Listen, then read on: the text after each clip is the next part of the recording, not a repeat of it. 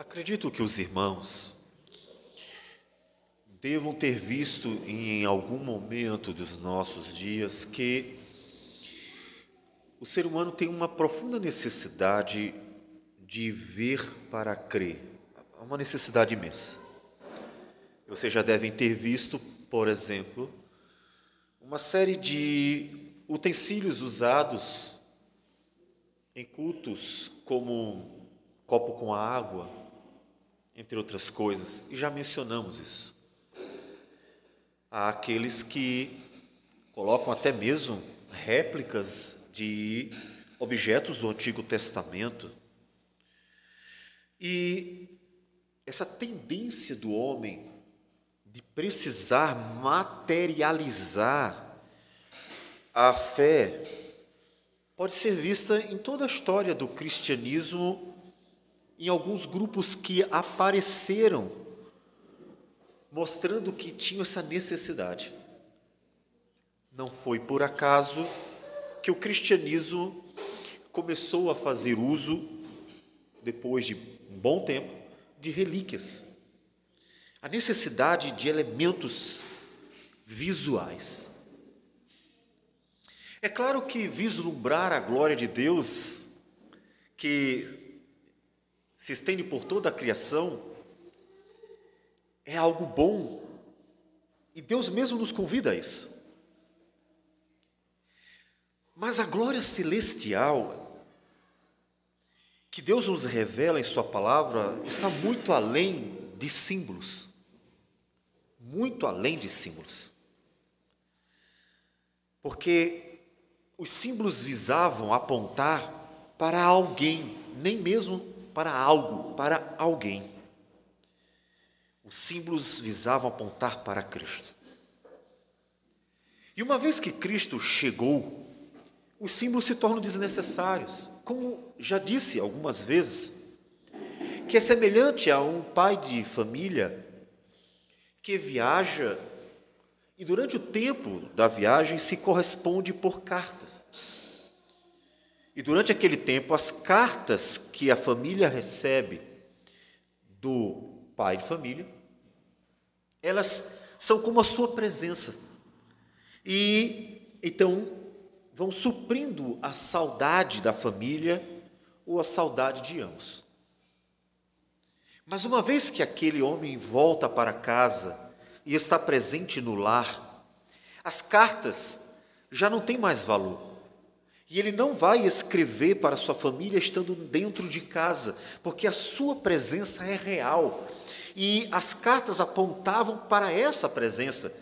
Elas substituíam a presença real dele enquanto não era possível.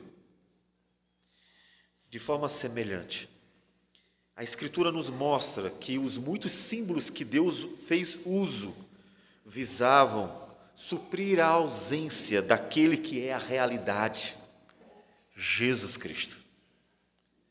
E ele já está presente. Mais à frente nós veremos ainda, em João capítulo 14, que Jesus disse que viria e faria morada naqueles que crescem, de tal modo que a presença dele com a igreja seria real e permanente. E por isso o Espírito do Senhor foi dado, e a igreja passou a ser chamada de santuário de Deus, uma referência ao templo do Senhor, onde o Espírito de Deus manifestou a sua glória, agora um povo. Portanto, nós temos algo muito, muito, muito, muito melhor. Nós temos a realidade, nós temos o próprio Cristo, nós temos aquele para quem tudo apontava, e logo todo o simbolismo tornou-se desnecessário, porque nós já temos a realidade, e a realidade é Jesus, superior a tudo que for usado para apontar para Ele. Então Ele nos convida a desfrutarmos de sua presença real. Você está desfrutando? Nós vamos dar sequência ao Evangelho de João, como nós já mencionamos, capítulo 3, versículos agora de 22 a 36. João capítulo 3, versículos de 22 a 36. Nós já fizemos a leitura, né, do texto, portanto, nós vamos só reler o versículo 31. Depois voltamos para o 22 para a exposição. Diz assim a palavra do Senhor: quem vem das alturas certamente está acima de todos. Quem vem da terra é terreno e fala da terra. Quem veio do céu está acima de todos. Senhor Deus amado, o Senhor está acima de todos, acima de tudo.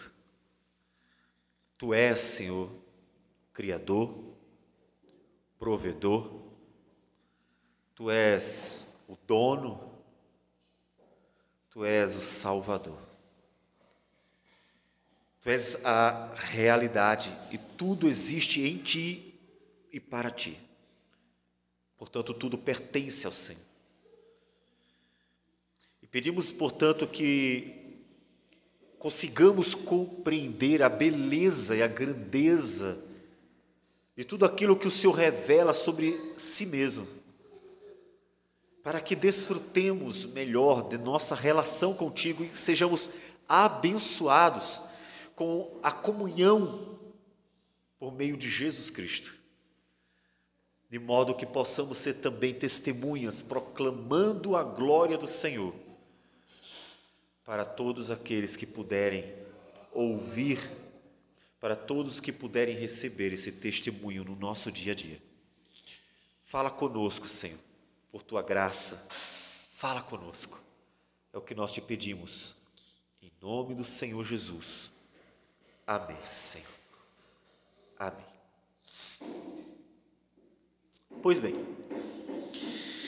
nós estamos já há alguns domingos no Evangelho de João e vimos como o evangelista, o autor, ele mostra diálogos de Jesus com alguns personagens. O diálogo foi com o fariseu mestre da lei Nicodemos, mas ele ao mesmo tempo acrescenta uma série de palavras que parece inclusive estar na boca dos personagens, palavras que com certeza vêm do Senhor, mas que elas são explicativas, são Deus nos falando, nos mostrando, nos ensinando com profundidade quem é Cristo e a sua obra. Então, nós nos deparamos com um momento em que Jesus está começando o ministério. Por isso fomos para João, porque em Mateus, que nós já começamos e usamos como base para a nossa exposição dos evangelhos, em Mateus, o Senhor Jesus, que deu início no capítulo 4, a partir do versículo 12, ao ministério, como nós vimos, já se deparou com a prisão de João Batista. Aqui em João, não. Ele ainda não foi preso, como nós já lemos e vamos ver outra vez. Portanto, esse momento é o momento em que Jesus dá início ao ministério, mas João ainda não está preso. Então, podemos chamar de um momento de transição. É a transição de João para Jesus. É o momento em que vai sair aquele que é o precursor, aquele que preparou o povo, para finalmente dar início àquele que era o alvo de sua mensagem, a mensagem de João Batista, Jesus Cristo. Então vamos acompanhar o texto que nos diz o seguinte: depois disso, foi Jesus com seus discípulos para a terra da Judéia. Ou seja, depois desse diálogo com Nicodemos, tudo o que nós já vimos, Jesus decidiu ir para a terra da Judéia. Inclusive, o ministério de Jesus não foi na Judéia. O ministério de Jesus se deu na Galiléia. Esse momento de transição, Jesus está próximo, inclusive, de João Batista. É uma transição mesmo, e esse é o texto que vai mostrar a transição de um para o outro. Jesus está por ali por perto, e ali permaneceu com eles e batizava. Agora não é apenas um batizando, João Batista. Agora são dois batizando.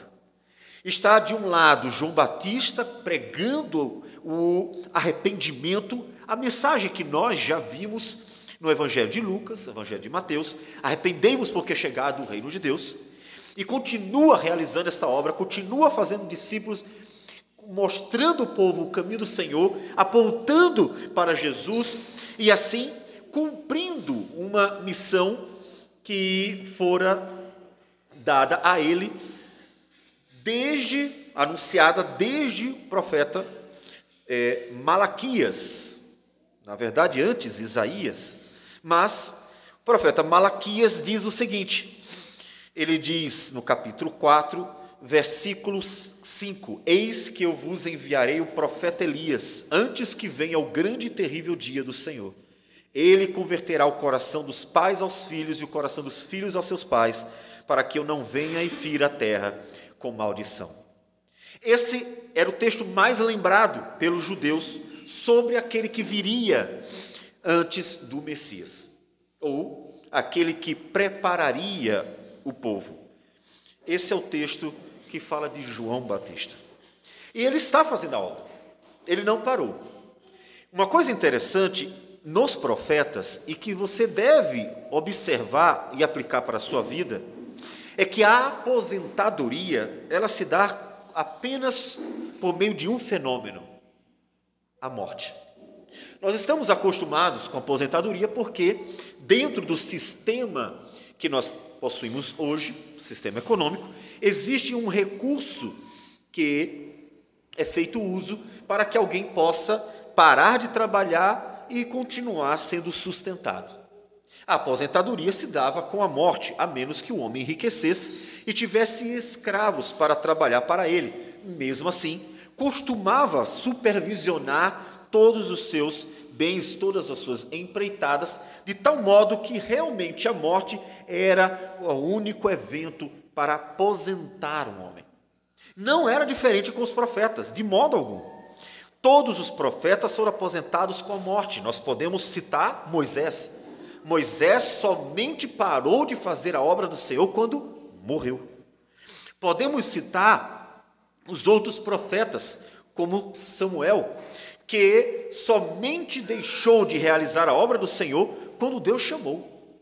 Até mesmo Elias, que disse ao Senhor, estou cansado, e não adianta mais estar pregando, estou de fato exausto de estar pregando para uma geração dura de coração, que não está nem um pouquinho interessada na palavra do Senhor. Ele que quis se aposentar logo, ele sabia que só a morte poderia fazer isso. Tanto que quando ele se dirige a Deus, ele se dirige dizendo, Deus, me leva. Ele não está dizendo, Senhor, eu quero me aposentar, e então seguir a minha vida de forma diferente. A aposentadoria dele seria a morte dele. De tal modo que quando ele diz ao Senhor que precisa parar, Deus então dá um curso para ele. Alguém vai substituí-lo, mas ele vai continuar a vida? Não. Deus vai levá-lo. Tanto que quando ele é levado na carruagem de fogo pelo Senhor, ou seja, representando sua partida, sua morte, apesar de não ter morrido, mas é a sua partida, o profeta Eliseu substitui ele. Mas como foi passado o cajado? Por meio de sua partida. Assim, o profeta João Batista também está seguindo com a obra, mesmo que aquele que ele deveria anteceder, apontando para que o povo pudesse ir a ele, ou seja, preparando o povo, trabalhando o coração do povo, como diz o profeta Malaquias, convertendo o coração dos pais aos filhos, dos filhos aos pais, ou seja, trazendo quebrantamento, arrependimento, nova vida, mudança de coração.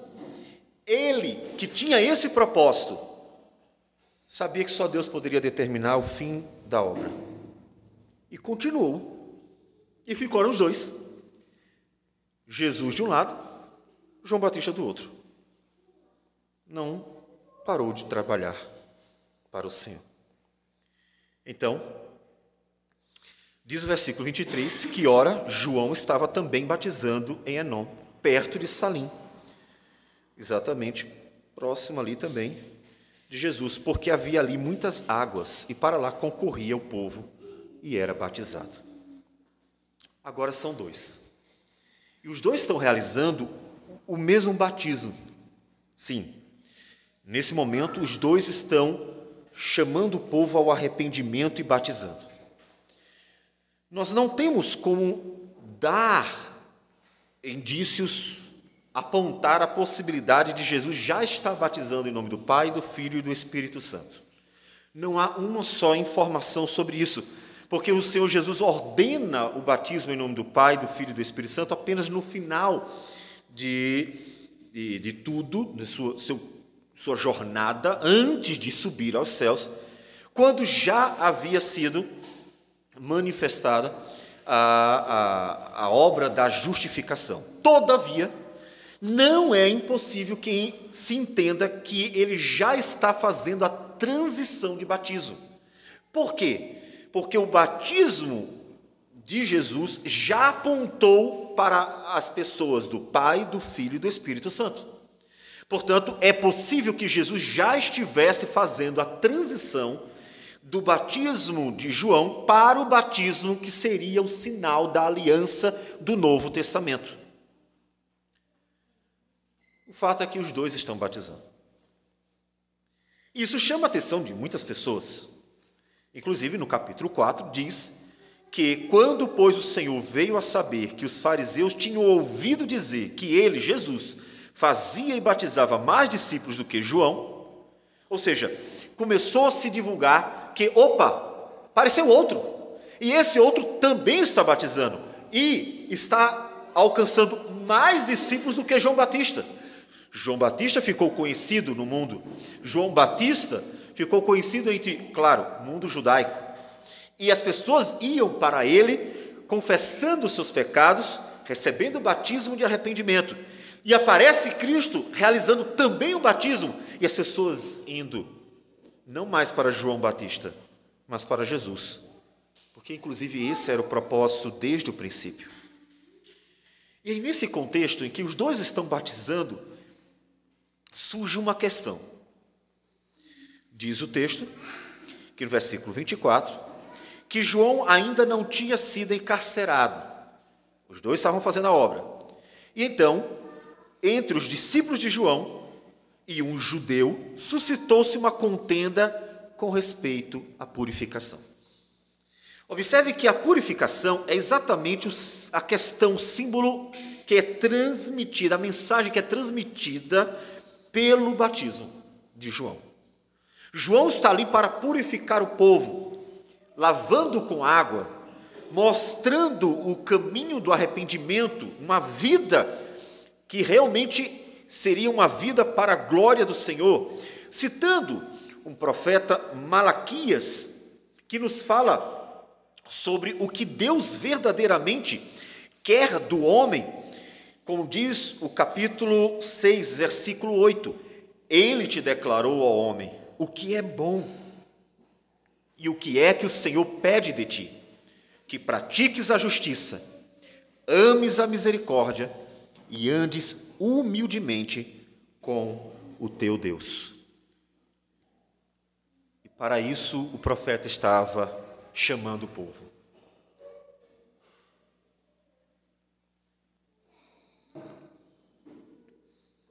Não há detalhes sobre o assunto, mas podemos deduzir que, além de Malaquias,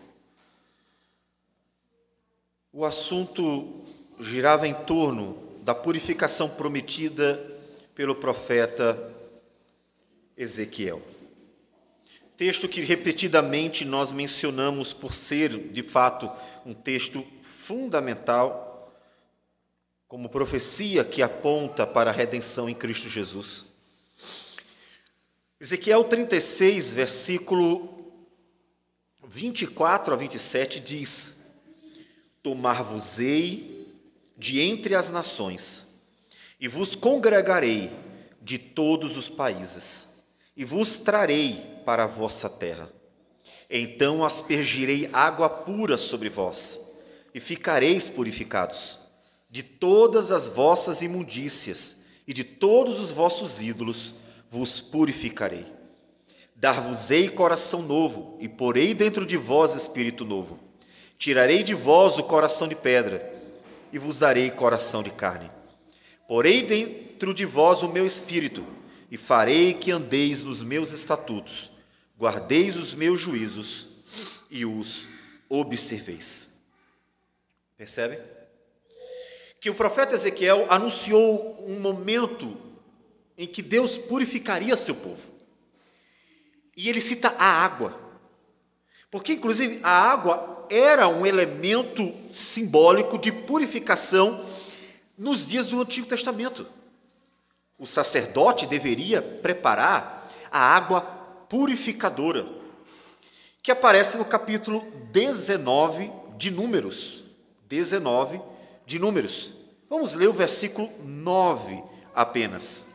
No versículo 9 diz: Um homem limpo ajuntará a cinza da novilha e a depositará fora do arraial, num lugar limpo, e será ela guardada para a congregação dos filhos de Israel, para a água purificadora, é oferta pelo pecado.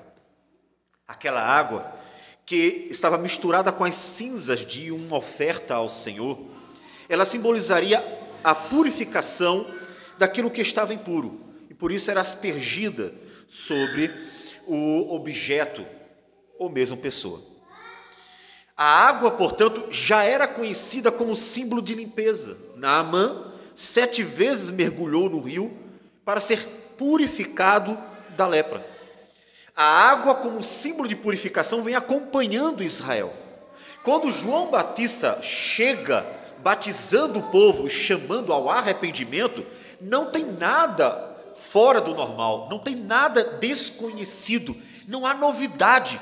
No entanto, muito pelo contrário, há uma expectativa que está sendo ali cumprida, se concretizando, a purificação do povo. Por isso o batismo com água.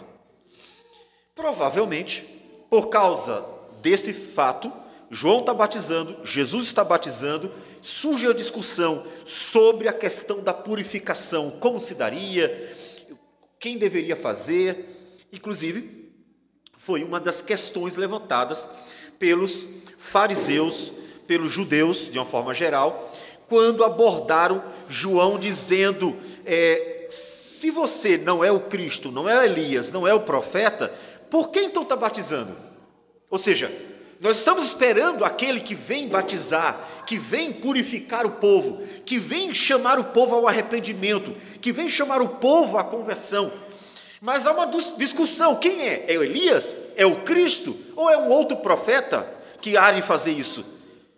Por que você está fazendo se você não é nenhum deles? Já que João Batista disse: eu não sou o Cristo, não sou Elias e não sou o outro profeta. Mas o fato é que ele era assim. Ele era o precursor anunciado pelo Senhor e estava batizando por causa disso. Ali tem um símbolo de purificação. Por crerem no Senhor, por se arrependerem de todo o coração, Deus aceitava, Deus recebia. Observe que, portanto, pela graça de Deus, mesmo símbolos que foram dados durante o decurso do Antigo Testamento, eles foram instrumentos que conduziram o povo à salvação. Nenhum desses símbolos podia limpar, porque a água não pode lavar a sujeira do coração, porque um animal não pode justificar o pecador de seus muitos pecados.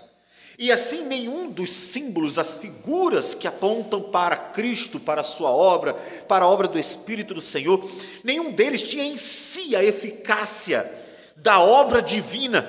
Mesmo assim, Deus é tão gracioso, tão bom, que recebia aqueles que criam de tal modo que aplicava a vida deles pela promessa da obra que ainda haveria de acontecer.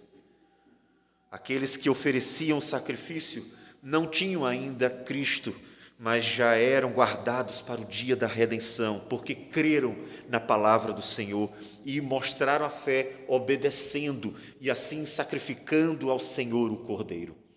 Aqueles que se lavavam ainda não tinham a obra da regeneração, a obra do Espírito do Senhor, a obra da purificação que Cristo operou, tirando os pecados de nós por meio de seu sangue.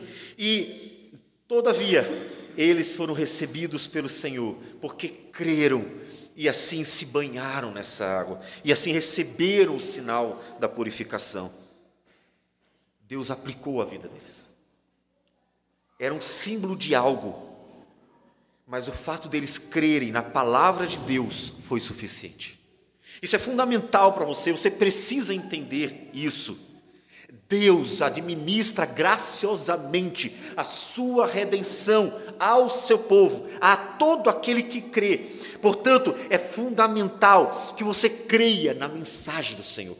A obra da salvação pertence ao Senhor. A obra da salvação está em Cristo Jesus. E, portanto, não é um elemento simbólico que resolverá nosso problema. Mas por crer no Senhor, nós desfrutamos de tal benefício. É preciso crer. Não basta estar aqui dentro. Não basta estar numa igreja visível. É preciso crer de verdade. E é crendo nas promessas do Senhor que desfrutamos dos benefícios dela, da aplicação. Você precisa crer de fato, como Abraão creu. Antes dele, Noé creu. Depois dele, Isaac, Jacó creram. E tantos outros personagens creram. E por terem crido no Senhor, foram abençoados pela graça do Senhor. É preciso crer. Não se acomode com a ideia de que está no meio de uma multidão que segue em procissão. Você estará simplesmente abençoado pelo todo. Não se acomode à ideia de que você só precisa estar por ali. Você precisa de fato olhar para o Senhor e crer no Senhor. Você precisa do Senhor. É crendo no Senhor que você desfruta dos benefícios daquilo que Ele prometeu para nós. Mas continuando o texto, ele diz no versículo 26: E foram ter com João, e lhe disseram. A discussão está entre os discípulos de João e um judeu. Depois dessa discussão, eles resolvem levantar questões para com João Batista mesmo. E então disseram: Mestre, aquele que estava contigo, além do Jordão, do qual tens dado testemunho, observe que eles lembram do testemunho que João dera sobre Jesus, quando João disse: Eis o Cordeiro de Deus que tira o pecado do mundo. Entre outras palavras que João Batista mencionou sobre Jesus. Ele diz: aquele sobre quem o Senhor falou está batizando, e todos lhe saem ao encontro. Eles querem entender. O Senhor veio para falar dele. Agora ele está batizando, e o Senhor está batizando. Queremos entender isso. Então, João responde: o homem não pode receber coisa alguma se do céu não lhe for dado. Ele está realizando a obra do Senhor. Não se incomodem com isso. Se ele está fazendo, é porque é isso que ele tem que fazer, porque veio do Senhor. Provavelmente eles estavam em dúvida se aquilo estava certo. Ele deveria fazer ou não. Agora temos dois batizando e agora estão divididos os discípulos. E aí, eu vou para onde? Continuo com o João Batista? Vou para Jesus? O que eu faço? Na dúvida, então, pergunta para João Batista, não, ele está fazendo porque Deus ordenou que ele fizesse. O que ele está fazendo veio do Senhor. E eu avisei isso para vocês.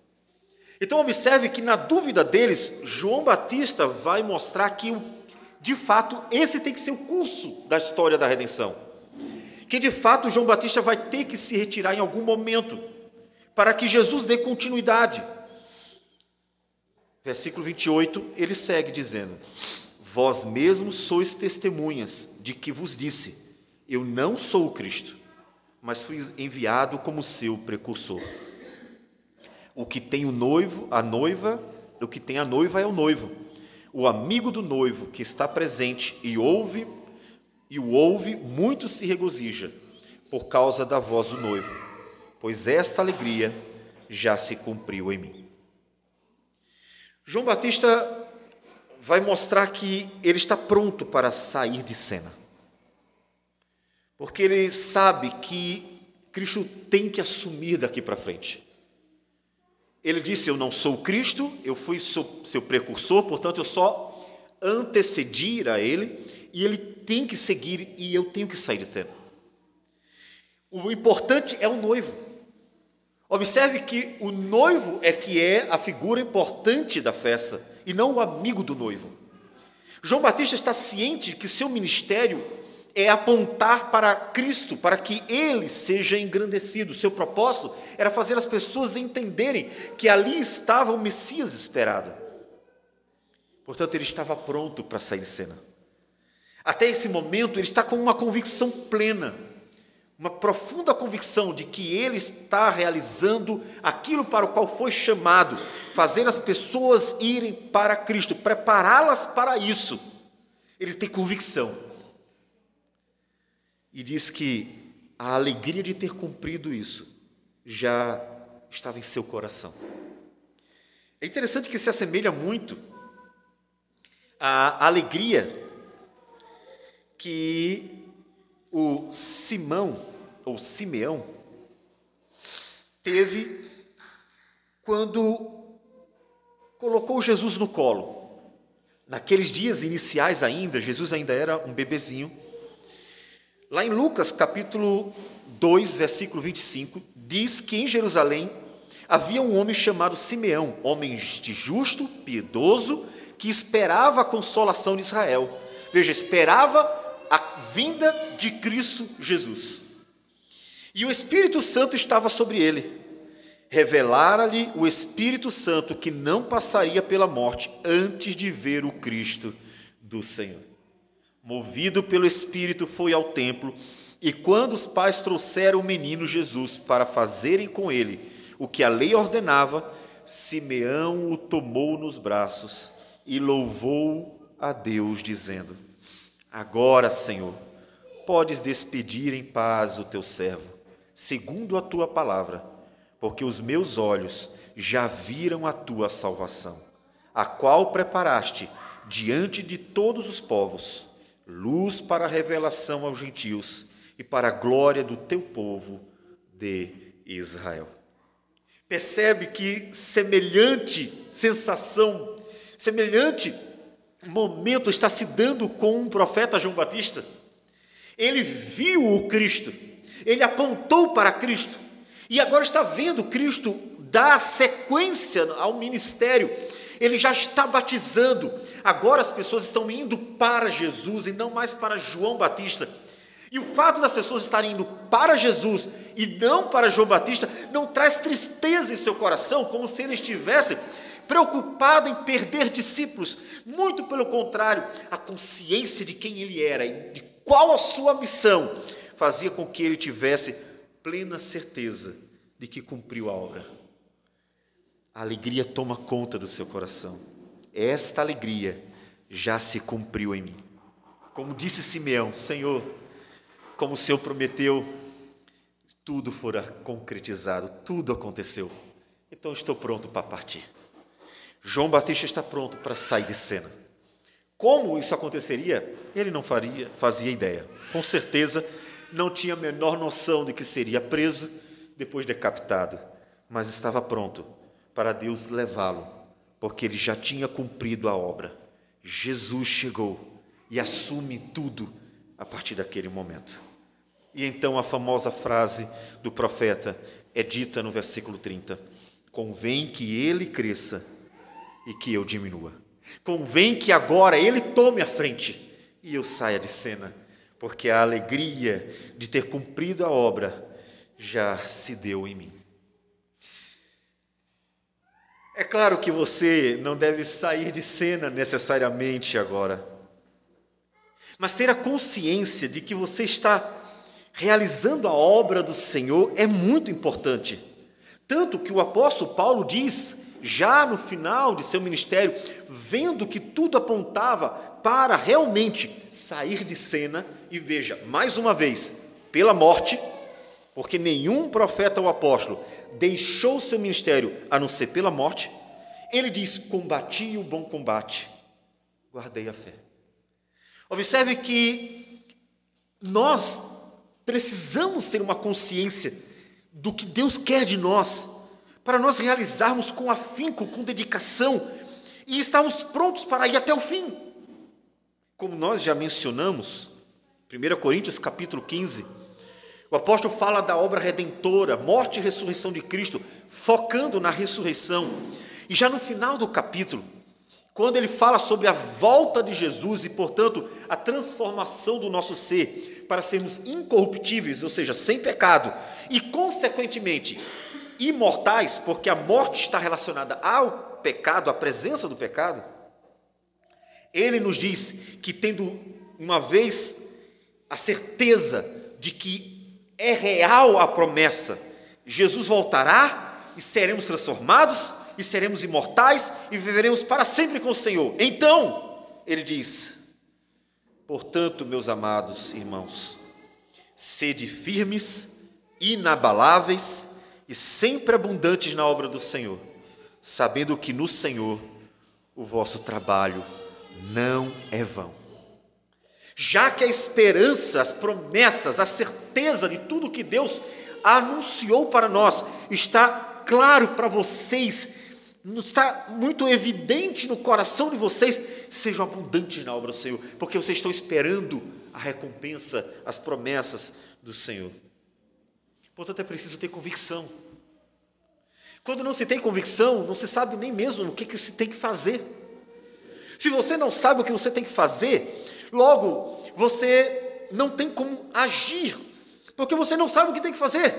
Mas quando você tem a certeza do que Deus quer de você e do que você, portanto, tem que fazer, você tem um chamado que é fazer aquilo para o qual Deus designou você.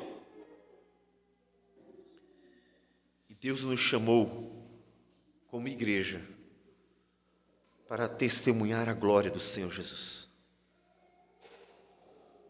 O contexto, podemos dizer que a parábola dos talentos, que o Senhor nos ensina em Mateus 25, ela diz respeito à sua vida, mas a missão é proclamar a glória do Senhor. O apóstolo Pedro, quando nos dá essas palavras, não está se dirigindo a pastores, está se dirigindo ao povo de Deus como um todo. E é se dirigindo ao povo de Deus como um todo que ele diz: vós, porém, sois raça eleita, sacerdócio real, nação santa, povo de propriedade exclusiva de Deus, a fim de proclamardes as virtudes daquele que vos chamou das trevas para a sua maravilhosa luz. Esse é o ministério da igreja, a fim de proclamardes as virtudes daquele que vos chamou das trevas para a sua maravilhosa luz. E esse ministério que foi dado à igreja, ao povo do Senhor, testemunhar a glória de Deus, por meio do viver para Deus, por meio do testemunhar, anunciando a palavra do Senhor, a palavra de Deus para as pessoas, esse ministério só Deus pode aposentar. Só Deus pode dizer quando devemos parar. Só Deus pode dizer que encerrou-se, porque o momento chegou de desfrutarmos daquilo que tanto esperamos, a vida eterna. Mas só Ele pode decidir. Só ele. João Batista não sai de cena. João Batista é tirado de cena. João Batista não segue o seu rumo, não se aposenta.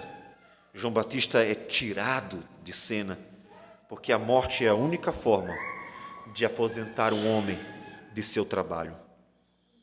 E só Deus pode decidir quando isso deve acontecer, mais ninguém. Pois bem, mas o texto continua. É interessante que o texto começa com Jesus. Depois disto, foi Jesus com seus discípulos para a terra da Judéia. Ele começa falando o que Jesus estava fazendo. Jesus estava batizando. E as pessoas estavam indo para Jesus, já não mais para João Batista.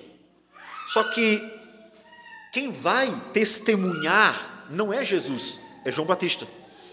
É João Batista que mais uma vez vai falar de Jesus, mostrando que ele está na ativa. Ele realmente está cumprindo a obra do Senhor. Ele está testemunhando a glória de Cristo Jesus. E ele continua. Palavras que são colocadas como que na boca de João Batista. Versículos 31 a 36, dizendo: quem vem das alturas certamente está acima de todos. Quem vem da terra é terreno. E fala da terra. Quem veio do céu está acima de todos. Agora, João Batista se aprofunda numa coisa importante: a superioridade de Cristo. Por que as pessoas estão indo mais para Jesus do que para ele? E tem que ser assim, porque Jesus é superior a ele. João Batista foi reconhecido como um grande mestre, foi reconhecido como um grande profeta, foi reconhecido como um homem de Deus de fato, mas ali estava quem era maior do que todos: Jesus. Tudo até aquele momento era sombra de Cristo. E isso precisa ser lembrado, conforme nos diz o texto de Hebreus, capítulo 10, que também já citamos algumas vezes, por ser fundamental para compreendermos a relação de Antigo com o Novo Testamento. E diz assim, o primeiro versículo de Hebreus, capítulo 10. Ora, visto que a lei tem sombra dos bens vindouros, não a imagem real das coisas, nunca jamais pode tornar perfeitos os ofertantes, com os mesmos sacrifícios que ano após ano, perpetuamente, eles oferecem. A lei era uma sombra. Aquilo que Deus revelara no Antigo Testamento, muitos símbolos eram sombras. O que o profeta João Batista estava fazendo por meio da água era sombra daquilo que Cristo realizaria profundamente. Porque a purificação daquele povo não se daria porque estavam se banhando com água, mas porque Jesus derramaria ou lavaria a vida daqueles que crescem por meio do seu sangue. Percebem que a discussão é sobre purificação, mas não é definido qual era o conteúdo. É porque o autor traz o tema para trabalhar o tema de forma mais profunda e não apenas os personagens. Ele quer revelar o conteúdo final daquele assunto. A purificação não se daria por se lavar em águas, era um símbolo de algo maior, era a sombra do celestial.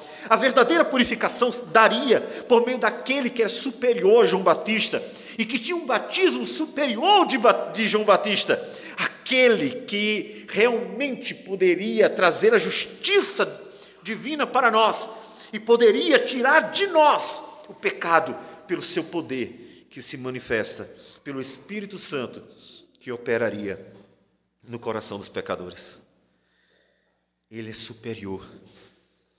Portanto, se vocês estão discutindo sobre purificação, o batismo, o batismo de Jesus é o mais importante, qual dos dois de fato está realizando a obra da purificação, o que decidir? E aí, nos batizamos 2 vezes? Ficamos 2 vezes mais puros?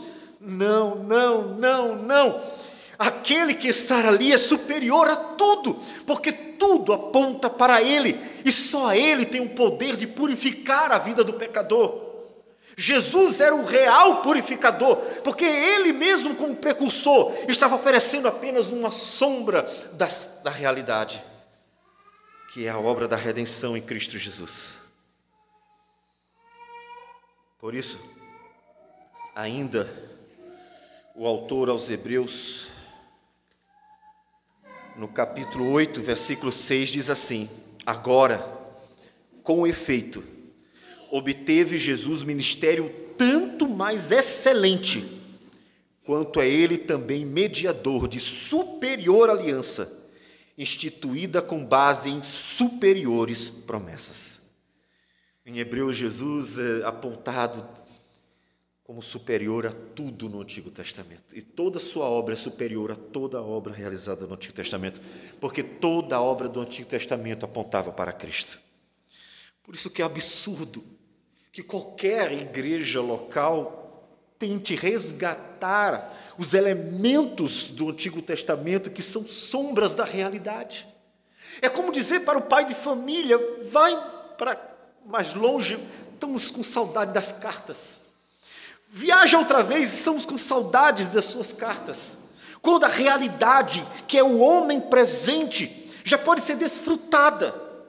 Qualquer tentativa de trazer de volta ao cristianismo os símbolos do Antigo Testamento é como que banir Jesus, porque tem saudade daquilo que era uma figura dele. É absurdo. Por isso que o cristianismo não celebra mais nenhuma festa judaica, inclusive a Páscoa. Ela é uma referência histórica do evento mais importante da história humana, mas jamais uma celebração, porque a realidade já está presente, Jesus. Portanto, não podemos recorrer ao símbolo, entendem? João Batista mostra: aqui está quem é superior a tudo e a todos. Portanto, ele é o verdadeiro purificador. E assim vem a explicação. E ele diz: quem veio do céu está acima de todos e testifica o que tem visto e ouvido, contudo ninguém aceita o seu testemunho. Quem todavia lhe aceita o testemunho, por sua vez, certifica que Deus é verdadeiro.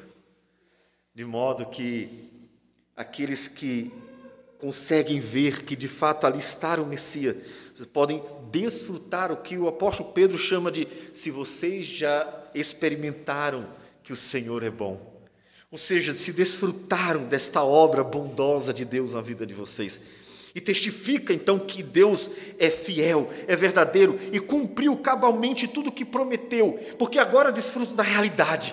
Aqueles que estavam vendo as sombras estavam apontando para essa realidade, mas agora nós temos a realidade e testificamos: Deus é verdadeiro, pois tudo o que falou, cumpriu. Tudo o que prometeu, Ele fez.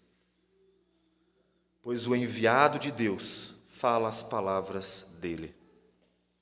Observe que o Senhor Jesus, Ele é aquele que Deus enviou. Por isso também poderia ser chamado de o primeiro apóstolo, que é o primeiro enviado, que é a ideia de apóstolo, o enviado de Deus. Ele foi enviado por Deus para anunciar a palavra de Deus. Veja que coisa fantástica.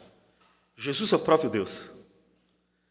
Mas ele diz que a palavra de Jesus é a palavra de Deus. Jesus é submisso ao Pai. E aí você pode se perguntar: se Jesus, que é o próprio Deus, o Deus de Deus, o eterno Filho de Deus, glorioso em poder, Senhor de todas as coisas, pelo qual Deus criou o universo, e se submete ao Pai, de modo que a palavra que Cristo anuncia ao homem é a palavra que Deus quer que ele anuncie, sendo obediente, como diz, inclusive, a Escritura, até a morte e morte de cruz. Não deveríamos nós também nos submeter a isso? Já que Jesus se submeteu a só anunciar a palavra de Deus, conforme a vontade de Deus, não deveríamos nós fazer o mesmo? Não deveríamos nos submeter a tão somente anunciar, fazer a vontade de Deus? Porque não é essa a vontade dele para a nossa vida quando nos unimos a Cristo? Quando nos unimos a Jesus, não é para fazer somente a vontade de Deus, e não é para isso que o Espírito Santo opera em nosso coração. Não é para ajudar você a vencer a luta contra o pecado, contra as vãs imaginações, a fim de que você faça somente a vontade de Deus e nada mais. Então, em Cristo Jesus, nós podemos viver esta bênção, a bênção de fazer a vontade dele, como Jesus, que veio e fez a vontade do Pai, somente a vontade do Pai, e anunciou a glória de Deus, a palavra de Deus, e somente a palavra de Deus, porque Deus não dá o Espírito por medida, porque Ele é pleno do Espírito Santo, completamente pleno. Pois o Pai ama o Filho e todas as coisas tem confiado às suas mãos, porque Ele é 100% fiel. O Pai confiou ao Filho tudo. Ele é aquele que governa o universo. Algo que parece-me que não está muito claro para muitos cristãos em nossos dias. O que significa Jesus ter comprado, se tornar o Senhor de tudo e de todos? Muitas pessoas afirmam que Jesus é o Senhor da igreja, mas isso não é a verdade completa. Ele é o Senhor de tudo. Jesus não é o Senhor da igreja, Ele é o Senhor de tudo. Ele é o Senhor daquele que é rebelde e diz: eu não quero o teu senhorio. E Salmo 2 diz assim: é bom se submeter, antes do filho se irá. Portanto, Ele é o Senhor de tudo, de quem quer e quem não quer. Jesus é o Senhor de Satanás, Jesus é o Senhor do inferno, Jesus é o Senhor dos rebeldes, como é o Senhor da igreja e daqueles que o amam. Jesus é o Senhor de tudo e de todos, e não há um lugar neste universo, não há uma só criatura de tudo que Deus fez que não deva submissão completa ao Senhor. Ele é Senhor de tudo. Jesus é o Senhor. Todos lhe devem obediência, querendo ou não, todos lhe devem obediência. O que é o inferno? O inferno é Jesus dizendo assim: vocês não me querem, não querem se submeter, castigo. Rebeldia, castigo. E vocês que me amam, vida eterna, porque me amaram até o fim. É Jesus decidindo o que fazer com cada um, de acordo com a relação com Ele. Porque Ele comprou tudo, Ele é Senhor de tudo, Ele é digno de todas as coisas. Portanto, até aqueles que não creem no Senhor têm obrigações para com o Senhor. Todos têm. Por isso, final, o último versículo nos diz: quem crê no Filho tem a vida eterna.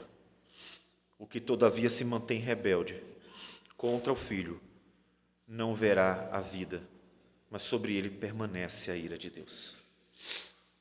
Observe que o ponto de partida é: o homem está debaixo da ira de Deus. O homem está debaixo da ira de Deus e pode se ver livre dela. Aquele que se mantém rebelde, ou seja, ele é rebelde e quer continuar rebelde contra o Filho de Deus, ele vai continuar debaixo da ira de Deus. Observe então que o texto diz que a condição universal do homem é homens rebeldes a Deus, que estão debaixo da ira de Deus, porque são rebeldes contra Deus. Essa é a realidade do homem. O homem, portanto, precisa sair dessa triste condição, dessa condição miserável. E João Batista não poderia fazer nada. Observe que João Batista já tira seu ministério de cena, ainda que ele estivesse realizando. Mas nas suas palavras, ele não pode fazer nada. Porque o único que pode purificar o homem é aquele que é superior a ele, Jesus. João Batista tira seu ministério de cena, ele não discute sobre o seu papel. Agora é Cristo e o foco se torna todo Jesus, porque é Ele o único que pode verdadeiramente realizar a obra da purificação, que diz respeito à justificação dos pecados, que diz respeito à regeneração do coração do homem, que diz respeito à santificação do pecador convertido ao Senhor, exatamente como prometeu o profeta Ezequiel. João Batista não pode fazer nada, perceberam? Ele não fala mais nada sobre si. A discussão sobre o papel de João Batista e aquela água que simbolizava a purificação não tem mais relevância, porque a verdadeira obra seria realizada por Cristo. Só Ele poderia mudar a condição miserável do pecador. Só Ele poderia fazer aquela condição mudar. O homem rebelde contra Deus, que está debaixo da ira de Deus e precisa ser livrado dessa ira, portanto precisa deixar de ser rebelde. Ou seja, se você não quer permanecer debaixo da ira de Deus, então não permaneça sendo rebelde a Deus. É essa a condição. Mas só Cristo pode realizar tamanha obra. Por isso, então, a condição muda para quem crê. Quem crê no Filho tem a vida eterna. Quem crê no Filho tem a vida eterna. Não em João Batista, em Jesus. Quem realmente crê nele recebe uma nova condição. Não foi rebelde. Não se manteve rebelde contra o Filho, antes creu que Ele é o Senhor e o Salvador, creu em sua obra, creu em sua graça, creu no seu amor, creu em tudo aquilo que Ele veio realizar para a glória do Senhor. Então recebeu graciosamente das mãos do Senhor a vida eterna. E você? Você ainda está preso a símbolos incapazes de dar ao homem aquilo que tanto precisa, a justificação, a regeneração, a santificação. Faça o que João Batista disse, vai para Jesus, porque só Ele realmente morreu na cruz, só Ele pode realizar a obra na sua vida, porque dele vem o Espírito Santo que nos é dado. Então vai para Ele, na certeza de que Ele é poderoso para realizar esta obra eficazmente no teu viver. Não é um símbolo apenas, é a realidade. O que Jesus pode fazer na sua vida é a mais pura realidade. Ele pode transformar o seu viver. Ele pode mudar o seu viver. Ele pode justificar você. Ele pode salvar você. Ele pode dar a vida eterna, a realidade que tanto precisamos, a salvação do Senhor. Então vai para Ele. E como disse o profeta, creia no Senhor Jesus. Pois pela fé no Senhor Jesus, recebemos as bênçãos de sua obra, da obra da salvação.